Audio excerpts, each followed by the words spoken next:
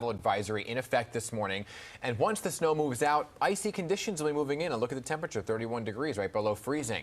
New York City sanitation crews worked throughout the night to make sure the streets were ready. We are ready to meet the storm head on. This is where we are as a city. This city is prepared because of the professionals that are here. And so I want to thank the commissioner and the deputy commissioner for being here and just saying to all New Yorkers, we're going to see ourselves through the storms. So we are joined this morning by Sanitation Commissioner Ed Grayson with an update on the conditions out there. Good morning, Commissioner Grayson. Good morning, Hazel. Good morning. Yeah, thanks so much for being with us. It's looking like the snowstorm is not as bad as we thought it was going to be. So how many sanitation workers do you have on the clock right now, and where are they located?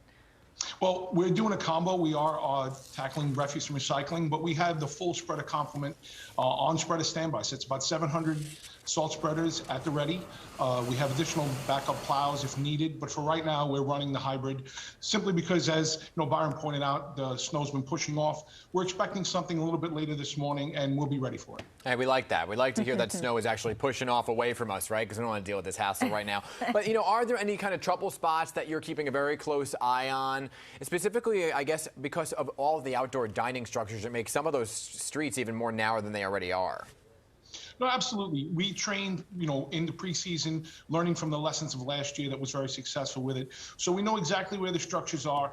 This event is likely to have limited impact on those structures and the ability to have the outdoor dining program and outdoor open spaces, et cetera. So right now we're mainly focused on some of the high spots, some of the critical interchanges, making sure that we're ready to go at the onset of the precip to make sure that just keep traffic flowing. What's a hot spot? Thankfully, people have heeded the warnings. They've been, traffic's been a little bit lighter on, this morning that we've observed so far. So we're ready for when the storm starts. What's a hot spot? Well, you want to make sure that any place where you're going to get, it's harder to do a turnaround time, like the clusters and the pretzels on the interchanges of the highways. Mm-hmm. And you just want to make sure that you're advanced on the precip, because it's harder to do the turnarounds when you have to get on and off the highways. Yeah, we're not expecting to get that much snow, but it is still going to come down. So what about when this freezes overnight, because we're still dealing with freezing temperatures? So icy roads, I mean, that could last till tomorrow. So what does that mean for your crews? Well, that's the bigger threat of this event. It could be a light snowfall amount, but considering that the cold air has been coming in with the front, and then it's expected to linger into tomorrow, we're definitely going to be looking to make sure that we're getting a base layer of the salt down. So we're going to be looking to complete all schedules once this precip starts and goes citywide. You know, overall, besides like the fact that we have this possible snow, right, and you still need to do garbage pickup, and then there's the Omicron variant, which is impacting so many city agencies. How are staffing levels within the sanitation department? We've been fluctuating this week with between 20 to 25% outage.